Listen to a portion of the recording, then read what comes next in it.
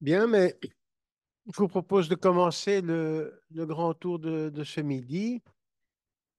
Et donc, comment est-ce qu'on va dire, Amat, le plaisir, la chance, l'honneur, enfin bref, on est content que tu sois là, du professeur Awada qui a repris le flambeau de la direction du département d'oncologie au Chirec, après que ce département a été créé dans toutes ses dimensions par le professeur Velu. Et donc voilà un peu le sujet qu'il nous a proposé de développer ce midi et entrer au nouveau développement thérapeutique en oncologie avec un historique de 30 ans, à la fois avec son expérience de recherche et son expérience clinique. Amat? Merci beaucoup, Elie, pour l'invitation à ce grand tour et merci pour l'introduction. C'est un grand plaisir d'être avec vous ce midi pour parler d'un sujet hyper, je pense, intéressant, oncologique. Euh, je pense, vous voyez dans le titre, je veux parler des nouveautés thérapeutiques, mais surtout de cette évolution, et je pense on peut le dire, révolution, euh, qu'on a construit, je dirais, sur les 30 dernières années dans l'approche du patient cancéreux.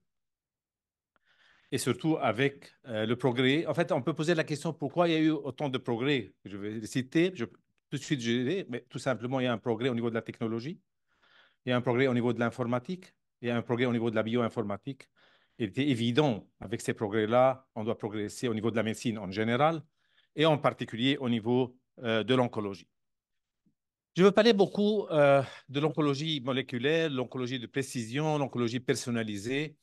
Mais avant qu'on va à l'oncologie moléculaire, il est très important de rappeler que l'oncologie personnalisée, comme les branches de la médecine, passe par des éléments liés, des caractéristiques liées au patient lui-même, à la maladie, au statut socio-économique.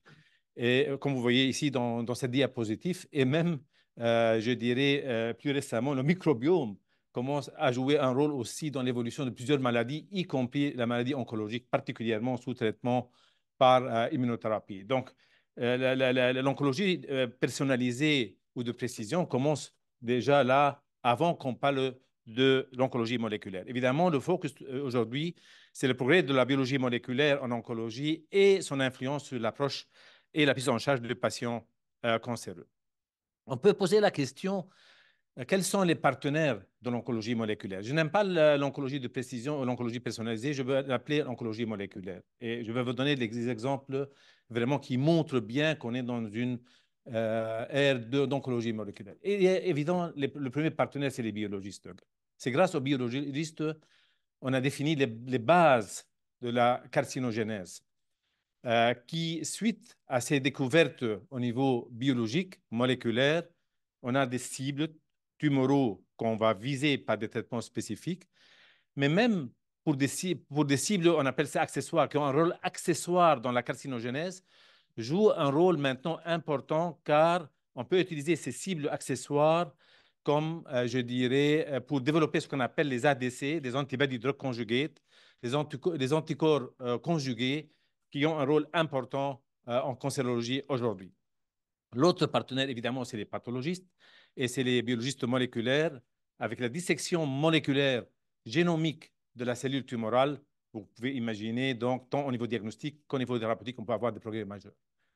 Le troisième partenaire, c'est les chercheurs cliniciens qui doivent innover avec cette évolution moléculaire de l'oncologie et de la recherche au niveau de la méthodologie des études cliniques, exemple les études basket, umbrella, pragmatique et autres.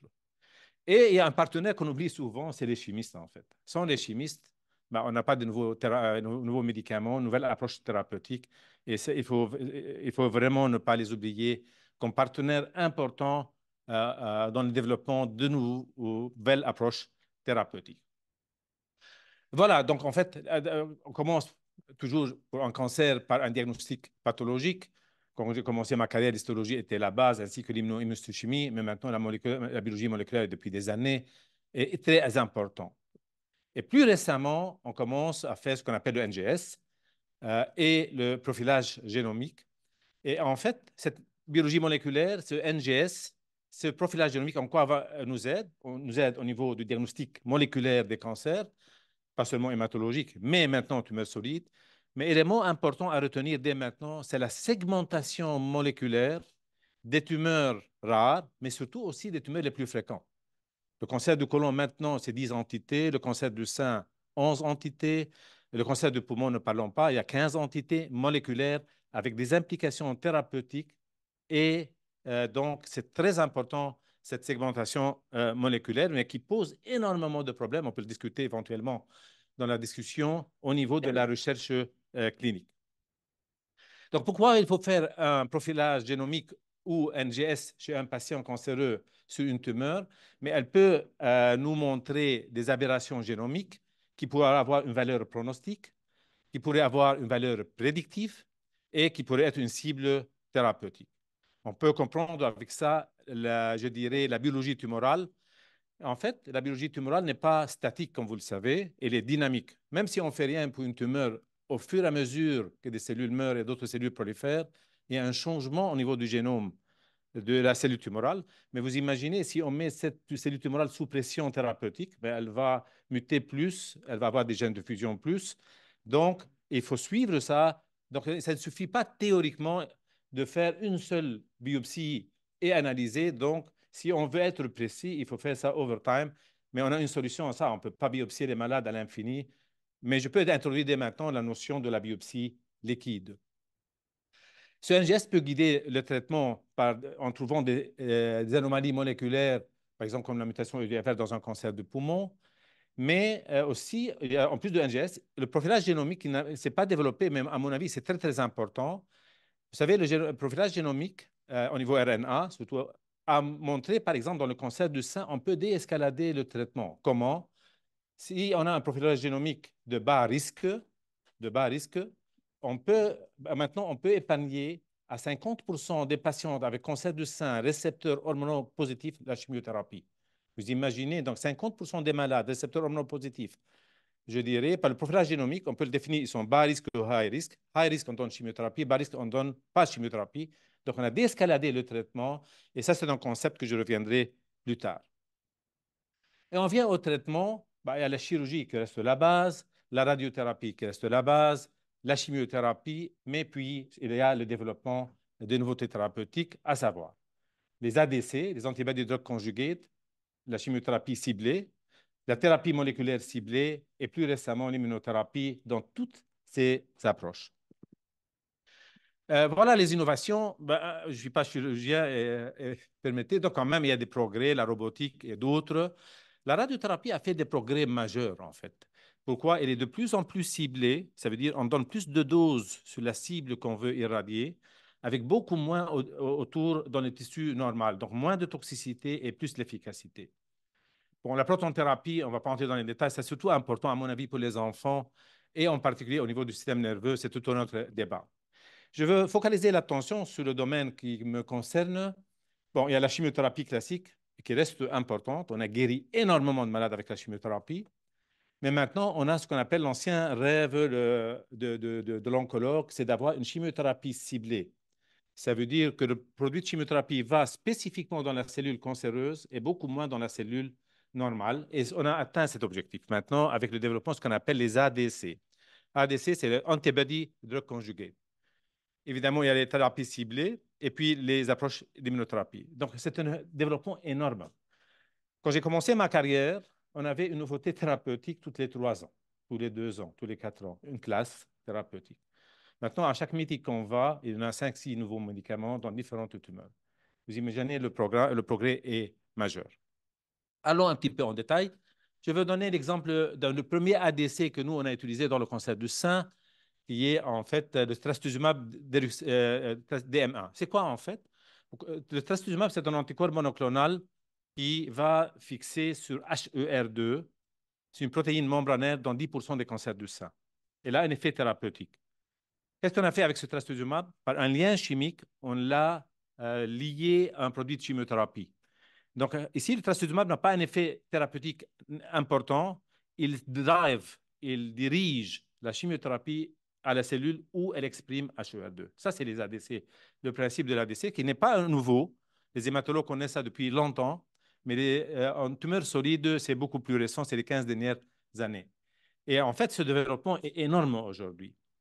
Clairement, on a de l'efficacité, meilleure efficacité, mais on peut dire, est-ce qu'on a moins de toxicité? Non. Le pattern de toxicité a changé.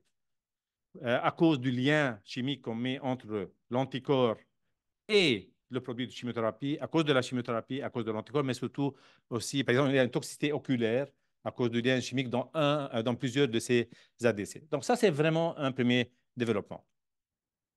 On arrive à la thérapie biologique ciblée. Pourquoi on a la thérapie biologique ciblée? Car les biologistes moléculaires ont disséqué la cellule cancéreuse. Et vous voyez ici ce qu'on appelle la base de la carcinogénèse. On peut citer l'angiogénèse tumorale, on peut citer la prolifération tumorale, on peut citer le manque, je dirais, d'apoptose, on peut citer l'échappement au système immunologique. Ça, c'est les bases. Et évidemment, pour chaque base ici, on a ciblé avec des médicaments spécifiques. Ces hallmarks, on appelle ça en anglais, of cancer, ont été UDT récemment. Ils ont ajouté l'épigénétique, qui est très, très importante, mais très compliquée pour développer des médicaments qui modulent l'épigénétique. Il y a le métabolisme, très compliqué, double tranchant, le métabolisme, mais la sénescence aussi. Donc, il y a des cellules ne prolifèrent pas, ne meurent pas, elle va à la sénescence et reste sénescente, et puis un jour peut-être se réveille. Donc, ça, a été ajouté récemment comme hallmark of cancer. Donc, il y a beaucoup maintenant de recherches pour trouver des médicaments correspondants. Un petit exemple seulement, l'angiogénèse tumorale. On a fait quelques progrès avec des médicaments spécifiques qui visent l'angiogénèse tumorale. Comme sur cette diapositive, on a développé des anticorps monoclonaux qui bloquent le VEGF. Je suis sûr qu'ils sont utilisés aussi dans d'autres affections médicales. On peut chercher des molécules qui trappent le VEGF, qui bloquent le récepteur VEGFR, soit au niveau extramembranaire, soit intramembranaire par des tyrosines kinases, et on a atteint des résultats intéressants dans quelques tumeurs. Le problème de ces anti-angiogénèses ont montré des résultats très spectaculaires en métastatique, mais on n'a jamais guéri de malades en situation adjuvante, n'a jamais marché, pour des raisons physiopathologiques, pathogéniques et tout ça. Donc, on peut discuter si vous le souhaitez. Et en fait, comment on trouve ces anomalies moléculaires qui entrent dans les grandes catégories prolifération, angiogénèse, en faisant un NGS. Et vous voyez, 30 à 49 de nos malades, on peut trouver des mutations ou des anomalies génomiques actionnables. Ça veut dire qu'on peut agir au-dessus. Mais ça ne veut pas dire que le médicament est disponible et qu'on peut donner tout de suite aux patients. Mais théoriquement, on peut trouver jusqu'à 40-50 des cas une anomalie. Théoriquement, elle est actionnable. Je vais vous passer 3 diapositives. Je ne veux pas entrer dans les détails, mais simplement pour illustrer. Et vous voyez, sur chaque de ces diapositives, de gauche à droite, vous voyez à gauche la cible, puis la tumeur, puis les inhibiteurs tyrosine kinase ou thérapie ciblée développée, des facteurs prédictifs de sensibilité ou de résistance et la situation tumorale, qui peut être métastatique ou adjuvante. Et vous voyez ici, sur les 3 diapositives, on a développé énormément de thérapies biologiques ciblées sur tous les tumeurs solides. Ça, c'est clair. On a, pour quelques tumeurs, première génération des médicaments, puis il y a le problème de la résistance, je reviendrai. Deuxième génération, troisième génération. Donc, pour toutes les tumeurs, on a vu des progrès. On a des inhibiteurs, tyrosine kinase, des anticorps monoclonaux pour toutes ces tumeurs. Au niveau des biomarqueurs, vous savez, le plus important, c'est de prédire les sensibilités. Ça ne veut pas dire si vous avez une mutation EGFR, vous donnez un médicament. Dans 100% des cas, le résultat est positif. Donc, il faut essayer de trouver des biomarqueurs de sensibilité. Mais ça, je peux vous dire aujourd'hui, dès maintenant, que je ne connais pas un biomarqueur qui prédit 100% une sensibilité à un médicament. Je pense peut-être qu'on a fait une erreur ici, on a cherché des biomarqueurs de sensibilité. Je pense que c'est plus facile peut-être de chercher des biomarqueurs de résistance. Et finalement, c'est plus important de chercher des biomarqueurs de résistance. Pourquoi? Car si on sait que la cellule est résistante, on ne la donne pas le médicament, on n'aura pas les toxicités et on n'aura pas le coût pour la société. Donc là, je pense qu'on doit shifter un peu notre thinking au niveau des biomarqueurs predictive biomarker, sensibilité vers la résistance. On a fait des progrès majeurs en situation métastatique et quelques-uns de ces médicaments qui ont été développés, que ce soit des anticorps ou des tyrosine kinase inhibiteurs ou autres approches, évidemment, tout progrès en situation métastatique, on le bouge en situation curative pour éliminer des micrométastases et guérir le plus de malades. Et là, on a eu quand même des progrès, mais moins importants avec ces approches-là par rapport aux progrès qui étaient atteints en situation métastatique. Simplement pour illustrer en deux exemples, le cancer du rein. Quand j'ai commencé ma carrière, il n'y avait rien. On mettait tous les cancers du rein en phase 1. Et après, l'interféron était venu 10% de réponses objectives. Et maintenant, on a 4 classes thérapeutiques et on a passé de 8 mois de survie médiane d'un cancer du rein métastatique à 4-5 ans. C'est en médiane, mais il y a des malades qui vivent 25 ans. Et on a des malades, docteur Gilles, voilà, il fait avec sa tête comme ça, qui sont là depuis 20 ans avec un cancer du rein métastatique. On a des inhibiteurs tyrosine kinase, on a des inhibiteurs mTOR, on a des inhibiteurs checkpoint inhibiteurs, je reviendrai. Et plus récemment, vous savez, l'hypoxic induced factor joue un rôle important dans la carcinogénèse du cancer rénal. On a le premier médicament qui bloque HIF, hypoxic induced factor, s'appelle belzutifan. Un autre exemple, le tumeur HER2, cancer du sein, 10% des cancers du sein. On a développé un anticorps monoclonal, le premier qui est trastuzumab, qui a changé. Vous savez, cette protéine connue depuis 1986. Et on savait quand elle était sur le cancer du sein, le sein, elle donne de l'agressivité à la cellule cancéreuse mammaire.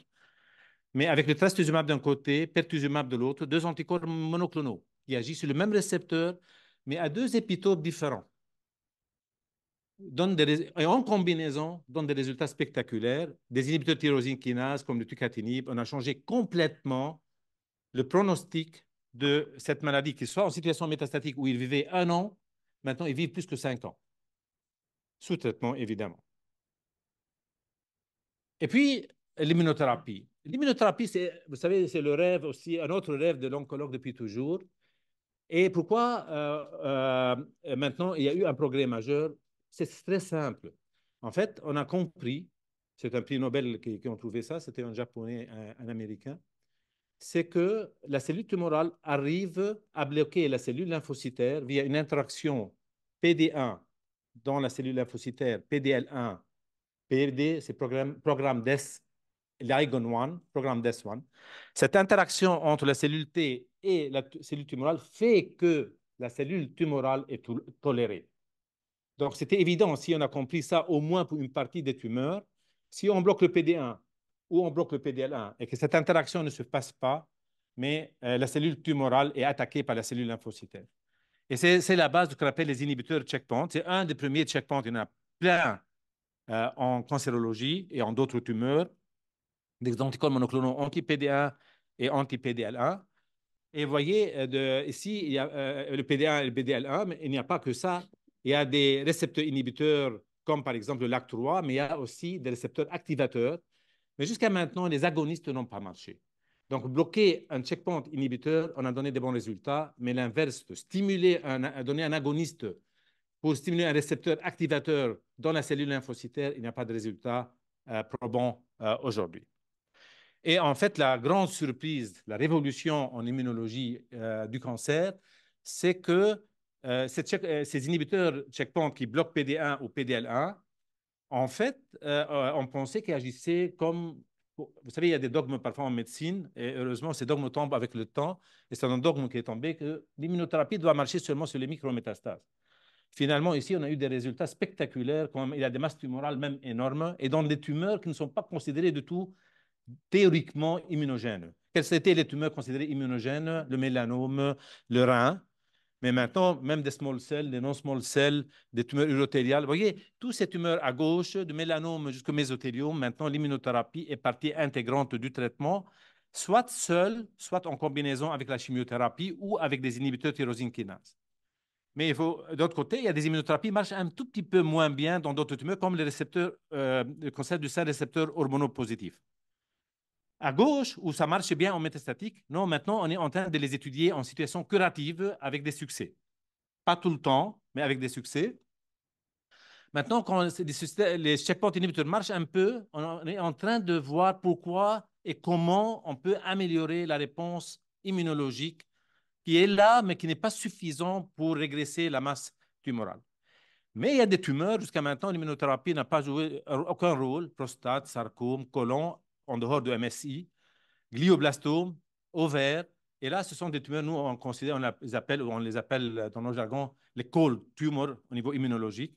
La question, comment transformer ces cold tumors en hot tumors au niveau immunologique, c'est tout un champ. Par exemple, irradier la tumeur avant pour libérer des néo-antigènes et puis venir avec le checkpoint inhibiteur et voir ce qui se passe. Ça, c'est un exemple. Mais en fait, il n'y a pas que des inhibiteurs de checkpoint en développement. Il y a, vous savez, les thérapies cellulaires connues maintenant en hématologie et elles commencent à avoir sa place dans les tumeurs solides. On est au début. Les tumeurs, les traitements intratumoraux par des virus oncolytiques, ça veut dire on a mis des virus, vraiment des gènes de virus dans le génome de la cellule tumorale pour perturber, pour faire. Donc, c'est toute une technologie. Mais jusqu'à maintenant, ça n'a pas abouti. Maintenant, on est, vous savez, j'ai parlé des anticorps monoclonaux qui bloquent, par exemple, des anomalies spécifiques de la cellule cancéreuse. Maintenant, on a fabriqué ce qu'on appelle des anticorps monoclonaux bispécifiques et même trispécifiques. Donc, ils attaquent la cellule tumorale d'un côté, mais en même temps, les bispécifiques stimulent la cellule immunologique. Et il y a tout un champ d'investigation qui marche très bien. Moi qui étais très négatif pour les vaccins antitumoraux, moi, je suis très optimiste. On a deux exemples maintenant de vaccins antitumoraux dans le mélanome et dans le non-small cell qui marchent très bien en situation métastatique. Pourquoi? Car maintenant, on met dans ces vaccins, on vise jusqu'à 100 néo-antigènes, 500 néo-antigènes. La technologie est énorme. Et comment elle peut nous aider maintenant? Évidemment, quand on fait un vaccin contre un néo-antigène et la cellule tumorale est pleine de néo-antigènes, évidemment, il n'a jamais eu de résultat. Glaxo, par exemple, a travaillé beaucoup sur ça. Mais maintenant, il y a des vaccins vraiment où on vise plusieurs néo-antigènes en même temps et on a des résultats très intéressants, débutants, prometteurs dans le mélanome et dans le cancer de poumon. Et à mon avis, ça va s'accentuer. OK, tout ça, c'est positif, mais il faut être modeste. Je dirais, en oncologie, on a encore des challenges. On a beaucoup de problèmes. Il y a des challenges liés à l'hétérogénéité tumorale. Vous savez, chaque tumeur est différente. Moi, j'ai connu récemment une patiente qui a 3 cancers du sein sur 15 ans, 3 cancers du sein avec 3 biologies différentes, HER2 une fois, triple négatif et récepteurs hormonaux. C'est la même patiente, même background génétique, même environnement, même nourriture, même microbiome, genre. Et en fait, donc, elle a 3 tumeurs différentes. Je ne dis pas que c'est très fréquent, mais ça veut dire, ça traduit la complexité. Même on sait, entre les métastases, ils peuvent avoir des différences au niveau des clones tumoraux avec différences génétiques. Donc, il y a une hétérogénéité entre les métastases et on peut avoir une hétérogénéité dans la métastase elle-même. Donc, si vous biopsiez une métastase, vous pouvez avoir une anomalie génomique ou pas du tout, mais à côté, vous pouvez avoir quelque chose d'autre. Donc, ça, c'est un problème majeur encore en oncologie. Tout ce que je vous ai montré comme thérapie, malheureusement, il y a des mécanismes de résistance qui s'installent et il faut vaincre ces résistances. Donc, c'est pour ça que j'ai dit première génération, deuxième génération, troisième génération. Il y a des cibles thérapeutiques par leur, comment dire, par leur configuration.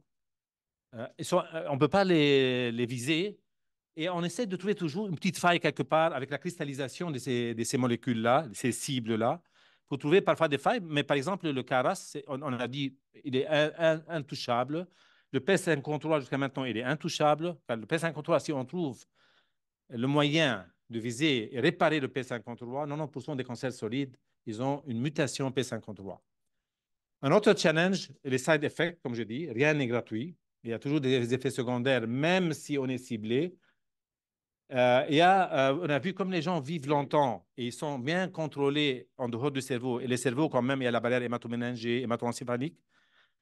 Peu ou pas beaucoup de médicaments qui passent dans le système nerveux central. Et comme les gens survivent longtemps leur maladie métastatique, malheureusement, on va apparaître des métastases cérébrales. C'est un vrai challenge en cancérologie solide. Et comme je l'ai dit, il y a un gros problème avec ça. Vous savez, quand vous segmentez le cancer du sein, par exemple, en 11 entités, maintenant, on doit faire des études cliniques dans 11 entités. Et parfois, il y a une entité où l'anomalie moléculaire est 5% des malades. Vous devrez screener énormément de malades pour traiter peu de malades, à condition qu'ils soient éligibles. Donc, vous imaginez le problème qui se pose au niveau de l'organisation de la recherche clinique et de la performance de la recherche clinique. Exemple, finalement, le CARAS, il ne faut jamais désespérer quand même pour au moins une mutation. Vous savez, on parle de mutation CARAS, mais on peut avoir 100 mutations différentes CARAS. Et par exemple, la mutation CARAS G12C, on a trouvé au moins jusqu'à maintenant 3 médicaments qui donnent jusqu'à 40% de réponses objectives quand on a cette mutation. Donc, en fait, il ne faut jamais désespérer. On peut trouver parfois des failles en faisant la cristallisation de ces molécules où des inhibiteurs tyrosine kinase, des inhibiteurs peuvent agir. Comment on peut vaincre la résistance? En combinant. C'est ce qu'on a appris il y a 60 ans. Donc, on a combiné des agents de chimiothérapie pour guérir des malades et pour vaincre la résistance et pour que la résistance n'apparaît pas très vite. Et c'est vrai maintenant pour l'immunothérapie, c'est vrai pour les thérapies biologiques ciblées. On combine chimio et immuno. Dans quelques situations, on combine chimio et immunohétérosine kinase dans d'autres situations.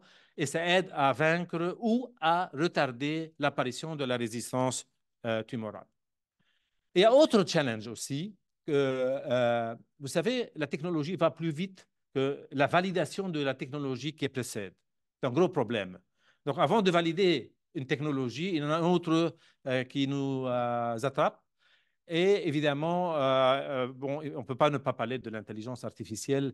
On espère, avec toute cette technologie qui génère une masse d'informations énorme au niveau du génome et à d'autres niveaux. Et voilà, l'intelligence artificielle, pour moi, j'aimerais quand même préciser, ce n'est pas un but par lui-même, c'est un outil. Euh, donc, il y a aussi le problème, comme je l'ai dit, ça pose problème au niveau de l'organisation des études cliniques. Vous savez, si vous ouvrez un centre de recherche clinique, maintenant, avant, on ouvrait, par exemple, des études cancer de poumon, non small cell, cancer de poumon, small cell. Maintenant, on va ouvrir des études cliniques, cancer de poumon, mutation EGFR, cancer de poumon, mutation RET, cancer de poumon, ALK, avec translocation ALK. Donc, vous devrez screener centaines de malades pour traiter un ou deux malades. Donc, énormément d'efforts logistiques, argent, coûts, efforts.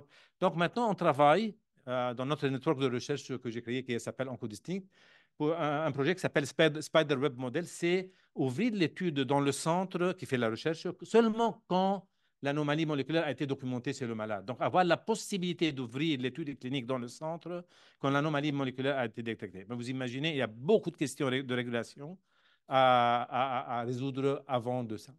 Donc, il faut créer des networks de recherche clinique. Bon, c'était toujours existant, mais encore plus maintenant, pour qu'il y ait des networks de recherche qui vont en parallèle avec cette évolution moléculaire et avec tout ce que je viens de... C'est la raison pour laquelle j'ai lancé avec beaucoup de collègues en Europe une network qui s'appelle OncoDistinct et qui roule bien maintenant. Ça génère énormément de questions éthiques, ça génère énormément de questions au niveau légal. Et un autre challenge, voilà, donc comme je vous ai dit que cette tumeur n'est pas statique et dynamique, donc on ne peut pas biopsier les malades régulièrement, c'est invasif. Donc, on met énormément d'espoir maintenant dans la biopsie liquide. Dans la biopsie liquide, c'est qu'est-ce qu'on cherche? On cherche soit la cellule tumorale qui circule, soit l'ADN tumoral qui circule. Mais il est clair, il y a beaucoup de technologies derrière, il y a beaucoup de problèmes de sensibilité, spécificité. Néanmoins, la biopsie liquide est une réalité aujourd'hui. En recherche est une réalité. Et vous savez, les hématologues, ça, ils le font depuis toujours. Mais en tumeur solide, c'est tout récent. Et qu'est-ce que cette biopsie liquide va nous aider? Elle peut donner des indications si on trouve des anomalies circulantes, pas les cellules circulantes. Plus la quantité des cellules circulantes est importante, plus le pronostic est moins bon. Donc, ça donne une idée pronostique. Ça peut donner la charge mutationnelle qui circule. On peut suivre ces cellules tumorales et ces ADN tumorales dans le sang pour suivre l'efficacité du traitement. On monitore la réponse tumorale. On peut voir qu'est-ce qui apparaît dans le liquide, dans le biopsie liquide, dans la prise de sang, dans le plasma, comme ADN tumoral suite à l'apparition d'une résistance dans la tumeur. Donc, elle va relâcher d'autres protéines, d'autres ADN à la base de cette résistance. Donc, on pourrait adapter le traitement. On comprend les mécanismes de résistance. Après un traitement chirurgical, radiothérapie pour une tumeur initiale, si on a toujours de l'ADN tumoral qui circule 3 mois après ou 3 ans après, ça veut dire qu'il y a encore de maladies résiduelles. Et on sait aujourd'hui, il y a la laps de temps entre l'apparition de l'ADN tumoral dans la circulation et de voir ça par examen radiologique entre 5 et 8 mois. Et la question, est-ce que si on intervient tôt, est-ce qu'on ne peut pas guérir plus de malades? C'est une question avec point d'interrogation aujourd'hui. Et on peut utiliser la biopsie liquide pour diagnostiquer, pour screener si un patient a un cancer. Mais je suis un peu ici, je mets quand même entre parenthèses pourquoi. Car, vous savez, ça ne veut pas dire si on trouve un ADN tumoral, nécessairement le patient va développer la tumeur, car le système immunologique peut l'éliminer. Vous imaginez l'aspect éthique, le stress pour le malade, l'aspect légal, les assurances. Donc, il faut vraiment régler beaucoup de choses avant de lancer dans cette histoire. Rien n'empêche en investigation clinique d'aller dans cette direction, mais il y a beaucoup de choses à régler. Il y a une découverte intéressante, une découverte intéressante en faisant des NGS dans notre tumeur solide, c'est que, vous savez, les tumeurs vraiment héréditaires, avant le NGS, c'était 4 à 5 des tumeurs.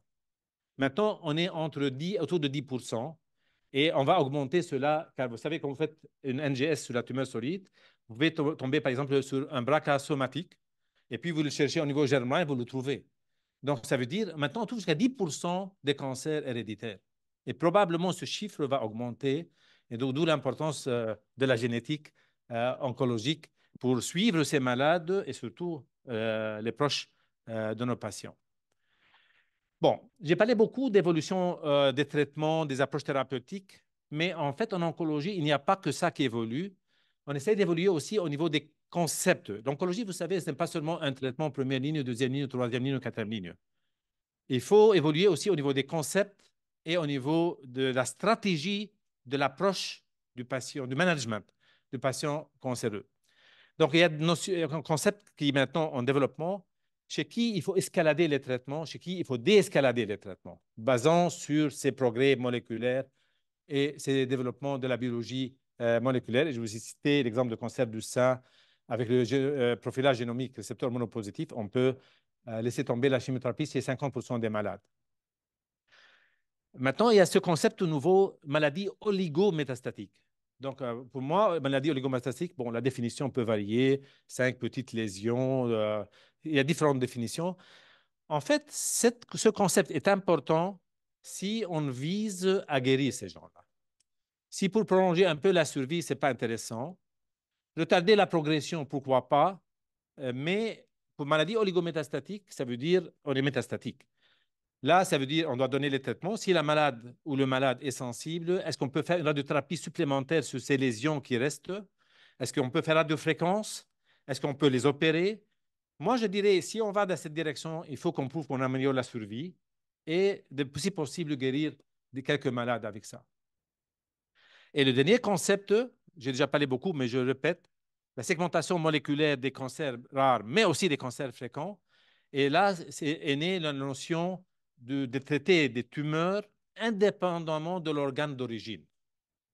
Ce qu'on appelle organe agnostic therapies. Est-ce que c'est une réalité? Oui. Maintenant, par exemple, il y a des tumeurs côlon, poumon, mélanome. Quand il y a une mutation BRAF V600E, par exemple, ils sont traités avec la même combinaison de traitement. Les tumeurs MSI high, il n'y a pas que l'oncolon qui peut avoir une instabilité microsatellitaire.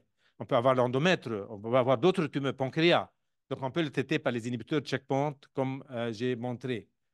Il y a aussi une gène de fusion qui s'appelle NTRK, rarement présent, mais dans plusieurs tumeurs. Le papillaire de la thyroïde, 30%, et puis le glioblastome, c'est 1%.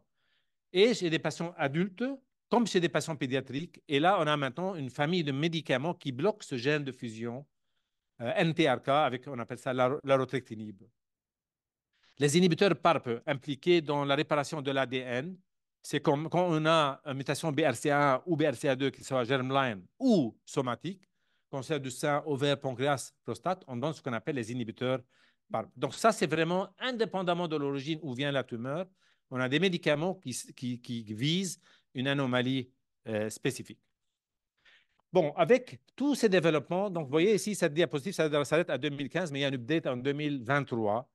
Je peux vous dire que la mortalité diminue de façon significative en cancérologie solide, beaucoup plus important que sur cette diapositive, grâce à tous ces progrès, qu'ils soient au niveau de chirurgie, radiothérapie et thérapie systémique, dépistage aussi, mais là, le dépistage, c'est tout un autre domaine qu'on peut discuter à part et qui va être variable d'une tumeur à une autre. Mais ça, c'est important à tenir compte, tenons compte de deux éléments, le vieillissement de la population d'un côté et deuxièmement, l'incidence de beaucoup de cancers aujourd'hui sont en augmentation. Mais malgré ça, avec tous ces progrès-là, la mortalité est en diminution. Donc voilà mes conclusions en général. Clairement, les progrès en sciences et en technologie, c'est ça la base de notre approche de patients cancéreux aujourd'hui, pas seulement en recherche, mais aussi dans cancer care. Clairement, la biologie moléculaire est intégrée dans notre pratique clinique ainsi que dans notre recherche. Les thérapies ciblées, l'immunothérapie, les chimiothérapies ciblées, les vaccins antitumoraux, c'est une réalité aujourd'hui. On a un souci. Donc, comme on progresse vite, on développe vite des nouveautés thérapeutiques, on comprend mieux les cellules cancéreuses. Je dirais que ce sont des innovations, ce sont des inventions, mais pour qu'ils soient des innovations, il faut que nos patients aient accès à ces médicaments. On ne peut pas se plaindre en Belgique par rapport à d'autres pays. Donc, si on regarde la Belgique par rapport à tous les pays européens, on est au milieu pour l'accès à l'innovation. L'Allemagne, par exemple, un des pays, ils ont le plus d'accès. Je pense que la Slovaquie, c'est le pays en Europe qui a le moins accès. Nous, on est au milieu. Je pense à ce niveau, on peut faire mieux. Je pense là, il y a beaucoup de choses à faire au niveau régulatoire en Belgique. La méthodologie utilisée, c'est la méthodologie utilisée depuis 50 ans pour évaluer les médicaments. Mais vous savez, que ce soit en oncologie et même dans d'autres affections médicales, il y a toutes ces innovations et il faut trouver d'autres solutions pour que nos malades aient accès à ces innovations. Je pense que c'est ma dernière et je vous remercie pour votre attention. Bien, merci beaucoup. Mais je pense que oui, oui, c'est bien, toi, pour qu'on te voit là, là. Questions, commentaires, je crois que ça peut susciter pas mal de questions. Oui, Jean. Moi, j'ai une question très, très simple, qui est en fait l'évolution psychologique du patient qui est indispensable parce que un patient à qui on pose un diagnostic de cancer, après ça, lui expliquer qu'on va désescalader parce qu'il n'a pas besoin d'avoir cette dose d'immunothérapie je crois, psychologiquement, ça doit être très difficile à accepter, non? C'est validé par des études cliniques. Par exemple, dans le cancer du sein, où on a déescaladé, il y a deux études, chaque étude de 5000 malades qui a montré cela. Donc, les données sont je dirais, claires. Et on ne déescalade pas sans qu'on a validé ce qu'on est en train de déescalader. OK. Et alors, une autre question, mais Et c'est... en fait, ici, dans le cas de cancer du sein, par exemple, dire à la patiente, à cause de votre bas risque génomique, vous ne recevez pas la chimio, elle sera hyper heureuse. Oui, mais dans le côté, la patiente qui a bénéficié de X cures de chimio, d'immunothérapie, on lui dit non, écoutez, maintenant, en fait, on a bien regardé, vu l'évolution aussi, la transformation dans le bon sens du génome tumoral, on peut se permettre de diminuer. Euh, L'idée que peut-être ça ferait courir un petit risque. On va de plus, donc il faut vraiment valider avant de proposer. Hmm. Oui,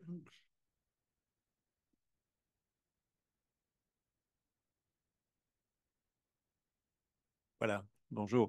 Que pensez-vous des approches genrées dans ces études cliniques? Parce qu'on entend de plus en plus, je dirais, des critiques par rapport au fait qu'on a surtout inclus des hommes dans des études cliniques et moins de femmes, notamment dans le domaine de l'hormonologie et d'autres soins. Et quelle est votre approche ou votre commentaire par rapport à cela?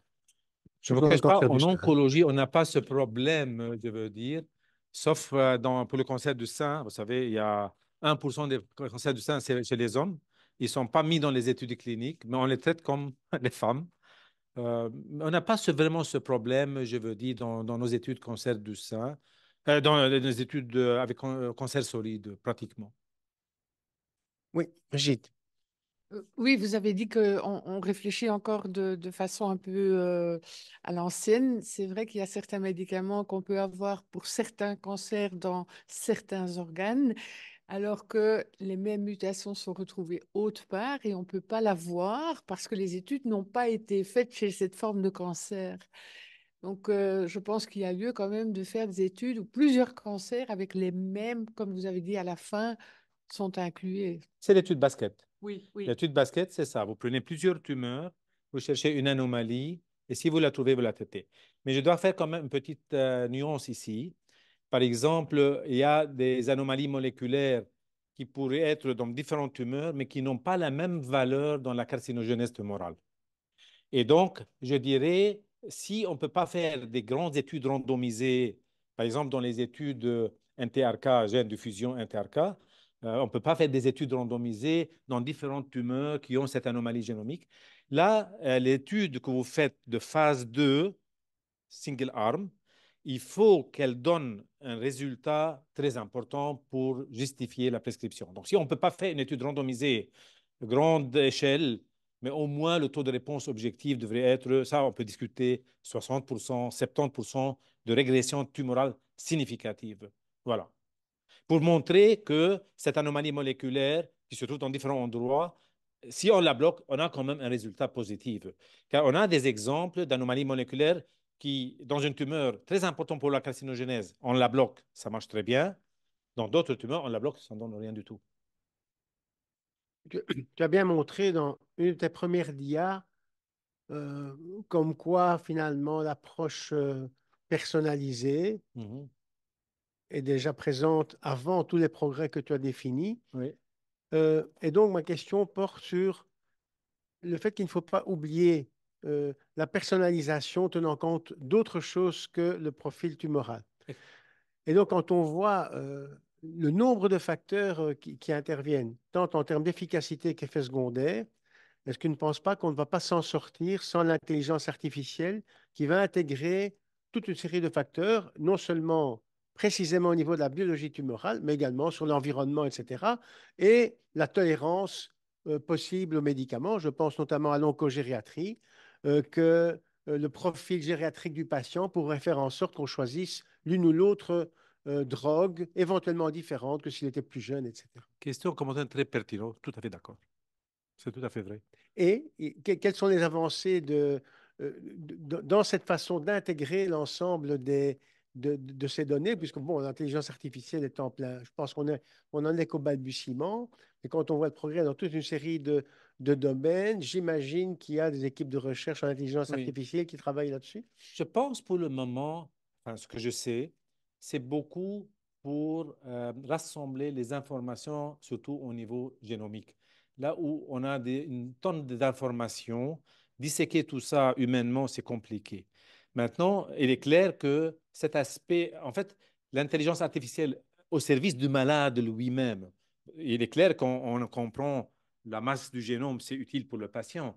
Mais intégrer tout cela ensemble, c'est hyper important. Mais il faut aussi, un, intégrer et deux, valider aussi. Donc, il y a aussi une période, une phase de validation. Mais je suis 100% d'accord. Mais en fait, d'ailleurs, je ne sais pas si c'est le moment ici de discuter ça. Je pense pour le CHIREC, un des projets importants, qu'on a un registre prospectif de tous les malades traités en oncologie. Je parle de mon domaine, mais c'est peut-être vrai pour d'autres, et qui est updaté régulièrement. Et un jour, je veux dire, cette masse de données peut donner des informations très utiles au niveau épidémiologie, peut être la base de beaucoup de publications, le type de malade qui se trouve à l'institution, où se trouvent les points forts, où se trouvent les points faibles. C'est vrai, ça, c'est un peu aussi l'intelligence artificielle, mais à ramener à tout ça. Et je pense, un de ces projets, je vois Nicolas, il est là. Donc, je pense ça, il faut absolument qu'on aura ici. Et le résultat, je veux dire, le fruit de ça, on l'aura dans 2, 3 ans, 4 ans, je veux dire, en fonction du nombre de malades qu'on a dans chaque, je dirais, pathologie cancéreuse. Voilà, j'avais une question. Moi, je vais commencer par te répondre à cela. Dans l'axe stratégique du CHIREC, on a ajouté l'intelligence artificielle et on a déjà eu un professeur qui est venu nous montrer ce qu'on peut faire. Et en fait, la conclusion, c'est le médecin qui n'utilise pas euh, l'intelligence artificielle, il va être remplacé par le médecin qui l'utilise. Donc, l'intelligence artificielle, elle va être un outil important, mais elle ne remplacera pas le médecin. Mais donc, le médecin qui ne l'utilise pas va être remplacé par celui qui l'utilise. Tout à fait d'accord, les data, ainsi de suite. Donc, c'est un axe stratégique qui a été ajouté et on travaille dessus. Comme tu le sais, on en a aussi discuté pour probablement avancer, que ce soit via la Fondation CARE ou via des fonds du Ouais, Chirec. ça va, ça va. Et donc, on ne peut pas ne pas monter dans le train et on ne va pas attendre que le train passe. Donc, l'intelligence artificielle, c'est un de stratégies du Chirec. Ma question que je voulais avant cela, c'est le rôle du laboratoire est très important, comme tu dis, que ce soit NGS ou autre. Quel genre de laboratoire tu as besoin pour cela et quel est le laboratoire de référence et est-ce qu'il y a un laboratoire de référence seul pour la Belgique parce que les coûts sont énormes? Comme tu dis, au jour d'aujourd'hui, le cancer, c'est une carte d'identité à chaque cellule. Et donc, Je pense que c'est les pathologistes. c'est C'est la pathologie. C'est voilà. le service d'anatomopathologie. Et maintenant, je mettais avec les biologistes moléculaires, je veux dire. C'est eux. Parce qu'on a des labos génétiques, Et on a des labos et en fait, on est effectivement, je crois qu'il faut définir et choisir et donner les moyens à un laboratoire pour pouvoir répondre à cela, parce qu'effectivement, ouais. il faut chaque cellule tumorale a besoin de sa carte d'identité quelque part. Bon, la génétique, je pense, c'est séparé, c'est plus le germline en fait. Ça, je pense, c'est une catégorie, c'est une situation particulière. Ici, on sort vers le somatique. Ici, on est dans le somatique. OK, Et le somatique ici, ça, c'est les labos d'Anapat en fait. très bien. Mais on a un des premiers projets sur Et ils le doivent se cancer. mettre avec le biologiste moléculaire et OK. voir comment intégrer un projet complet. OK. Voilà. Avec Mais maintenant, il y a CurePath. beaucoup de choses, pardon Nicolas, Oui, il y a beaucoup de choses qui se passent déjà, qui oui, oui, nous tout donnent à ces fait, tout à fait. informations. Mais je pense, un autre projet intéressant, étant donné le nombre impressionnant de malades qu'on a dans le Chirec, c'est la biopsie liquide. Oui, tout Il à faut fait. développer la Mais biopsie liquide. justement, mais Et ça, si je c'est le me, labo, hein. voilà, et si je me permets, en fait, quand on a parlé de collecter toutes les informations de façon prospective, collecter en parallèle à ça des prises de sang, par exemple, à toute progression tumorale, à tout changement de traitement, pour faire à moyen terme, avec des données cliniques, des données biologiques dans la biopsie liquide, des Mais études intéressantes. c'est le rôle très important des laboratoires d'aller chercher cette cellule tumorale qui Exact. circule et effectivement pouvoir Mais voilà, il y a un projet qui est en cours sur le cancer thyroïdien, un projet intelligence artificielle avec notre laboratoire qui est CurePath et on est en négociation pour pouvoir évoluer très rapidement dedans. Voilà. Merci Nicolas. Tu parlais qu'on est juste au milieu là, dans la Pour régulation l'accès à et l'innovation. l'accès à l'innovation. Enfin, on peut parler de ça d'ailleurs en dehors des médicaments dans le cancer. Euh, enfin, personnellement, je ne vois pas comment on pourra s'en sortir sans une régulation européenne et avoir une stratégie du traitement. On peut commencer par les tumeurs rares. Mais chaque tumeur devient finalement rare en fonction de sa personnalité. Et donc d'avoir une stratégie européenne en termes d'accès aux médicaments et de coût des médicaments. Donc il y a là, à mon sens, une stratégie importante à développer. Bah, Il faut avec le mettre, nouveau Parlement européen, pour avoir un accès quand même à des personnalités qui ont été élues et qui pourraient défendre mais ces ça, c'est une projets. partie, c'est des stakeholders, c'est une partie des stakeholders. Mais il faut mettre tous les gens autour de la table. Les cliniciens, les Les politiciens, labos. les labos, les régulatoires, euh, mais donc ça c'est une. Mais moi je pense, vous savez, j'ai publié en fait en 2006 avec deux collègues, un brésilien, un portugais, un éditorial dans l'Incent en disant préparez-vous, il y a un tsunami au sens positif du terme qui va venir avec des innovations. Mais avec votre ancienne méthode d'accès, c'est worldwide, c'est pas seulement la Belgique, je veux dire. Donc, ça ne va pas.